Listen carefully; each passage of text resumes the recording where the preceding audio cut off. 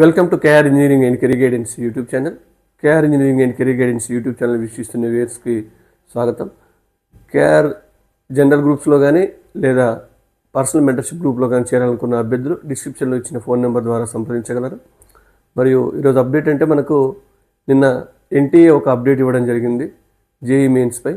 దీంట్లో ప్రధానంగా ఈ అప్డేట్ యొక్క సారాంశం ఏంటంటే, ఎవరైతే ఫోటోగ్రాఫ్ సరిగా లేక, అంటే మీరు ఆల్రెడీ అప్లోడ్ చేసిన ఫోటోగ్రాఫ్ సరిగా లేక కానీ లేదా లైవ్ ఫోటో క్యాప్చర్ సరిగా కాకపోయినా కానీ మీకు మెయిల్ వచ్చి ఉంటుంది, లేదా ఆధార్ కార్డు కాకుండా మిగతా ఏవైనా వేరే ఐడి ప్రూఫ్ పెట్టిన వాళ్ళకు కూడా మెయిల్ వచ్చి ఉంటుంది. ఈ మెయిల్ వచ్చిన వాళ్ళు ఖచ్చితంగా వాళ్ళకు ప్రొఫార్మా ఇచ్చారు ఎన్టీఏ వెబ్సైట్లో.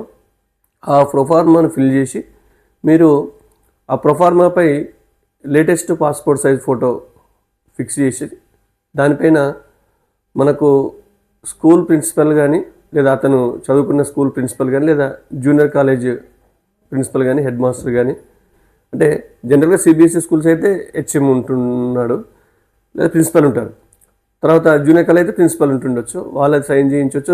లేటెస్ట్గా చాలామంది ఆస్పిరెంట్స్ యొక్క అభ్యర్థుల మేరకు ఎన్టీఏ వీరిద్దరు ఒకవేళ అందుబాటులో లేకపోతే మీరు క్లాస్ 1 గెజిటెడ్ ఆఫీసర్, అంటే ఎంఆర్ఓ ర్యాంక్ స్థాయి ఆఫీసర్ కూడా మీరు గెజిటెడ్ ఆఫీసర్తో కూడా సైన్ చేసి, ఫోటో మీద కూడా ఖచ్చితంగా సైన్ ఉండాలి, సైన్ చేసి ఆ ప్రొఫార్మా మొత్తం నింపేసి మీరు దాన్ని మళ్ళీ ఎన్టీఏ వెబ్సైట్లో అప్లోడ్ చేయాల్సి ఉంటుంది. అది ఇంతకుముందు మనకు డేట్ 7th ఉండే, ఇప్పుడు 15th వరకు డేట్ ఎక్స్టెండ్ చేయడం జరిగింది. కాబట్టి ఎవరైనా ఇది మెయిల్ వచ్చిన వాళ్ళకు మాత్రమే, మీకు ఫోటో అప్డేట్ చేసుకోవాలని మెయిల్ వచ్చిన వాళ్ళకి మాత్రమే ఇది వర్తిస్తుంది, కానీ మిగతా వాళ్ళు ఏం దీని గురించి టెన్షన్ పడాల్సిన అవసరం అయితే లేదు.